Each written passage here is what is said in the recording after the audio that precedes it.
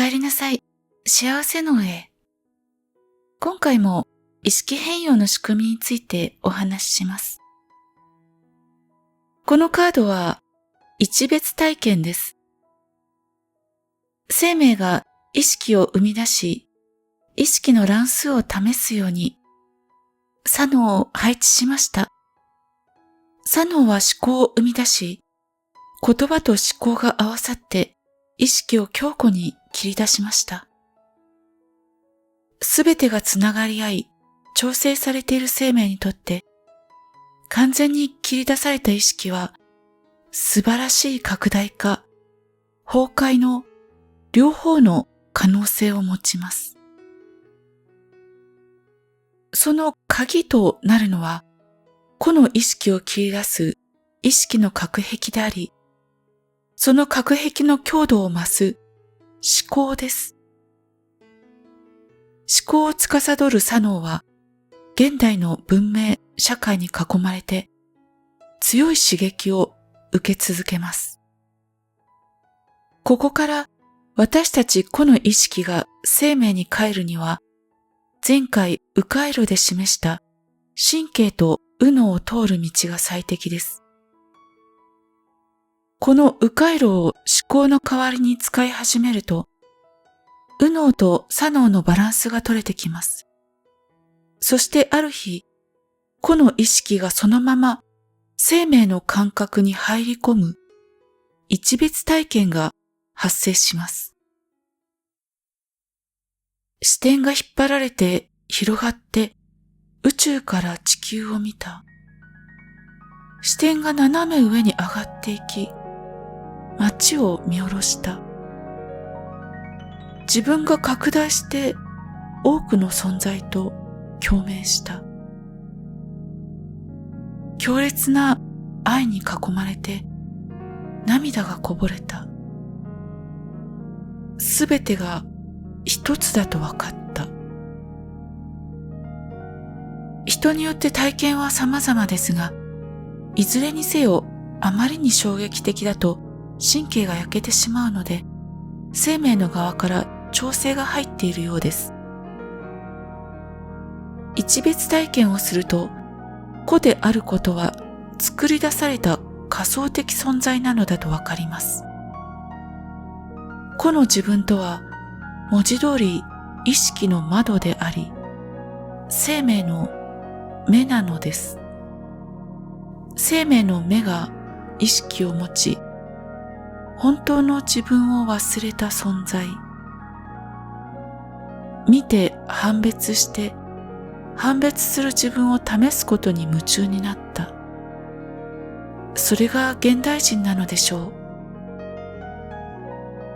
ゲームのキャラクターのように自身で冒険しているように見えて、実は外の世界にいるプレイヤーの意志で動かされているという例え話もよく聞きます。この場合のプレイヤーとは魂、生命です。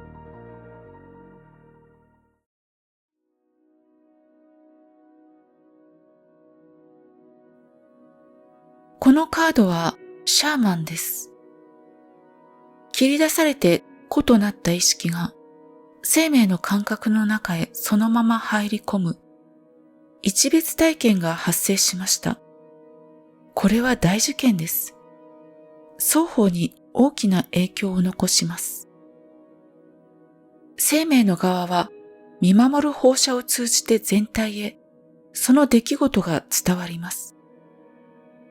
個の体験は外側の世界との関わりの中で鍛えられ、圧縮され、膨大な情報量になっています。それが爆発のように広がったため、魂、生命のねじれの範囲を超えて受け止められます。一別体験の中で地球や宇宙を見るのは、それだけ大きな範囲の生命まで反響したからです。そして個の意識はほんの一瞬でも生命を体感したことで、これまでの世界観や線引きが崩れたり、消えたりするのを感じます。ある意味では、個は一瞬の死を経験したのです。生命の広がりに愛と圧倒的なものへの恐怖を感じ、個の意識は変容します。謙虚になり、経験になります。自身の小ささを受け入れられるのです。そしてその態度は、古代のシャーマンや森の声を聞く戦士のように、注意深く開かれたものになります。再び生命と一体化することを望み、何としてもつながりたいと心底願うのです。私がずっと思ってきたのは、この新しい態度についてです。昔だったら信仰って言うんでしょうけれども、もっと原始的で動物的なものに感じるのです。古い素朴な神話のように、森の女神に忠誠を誓う守り狼のように、耳を立てて周囲への注意を決して怠らない。そんなあり方です。これ何と呼べばいいんでしょう。ずっと探し続けています。この変容が起きた日から転がり続けるように体験は深まっていきました。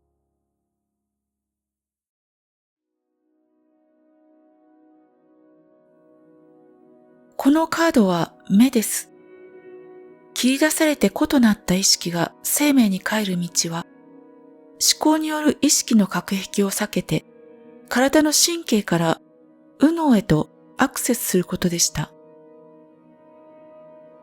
体の声を聞く上で最も大切で難しいことは、答えが聞こえてくるわけではないという点です。思考を使うことに慣れてしまっている私たちは、〇〇かな？〇〇だよね？と即答での答えを欲してしまいます。けれども、体に問うということは、問う行為そのものがやがて答えに変化します。お腹から全身の細胞にアクセス続けると、その行為そのものが意識を変えてくれます。まるでお坊さんが床を拭き、落ち葉を吐くように、行為が修行なのですね。これまでは思考に向けていた意識を体の感覚へ向け続けることで脳の神経回路が書き換わるのです。シャーマンの献身さ、真剣さ、森の戦士の注意深さは外側と内側両方へと向けられ、どこからサインが来ても決して見逃しません。その態度を身につけた意識は、そのままの形で透明になります。それ以上変化する必要はないのです。変容は立ち現れ、問いと答えは一つになり、不完全だったものがそのままで完全なるものになります。あなたは窓であり、窓ゆえに外側のものであり、レンズであり、内なるもののインターフェイス、生命の目だったのです。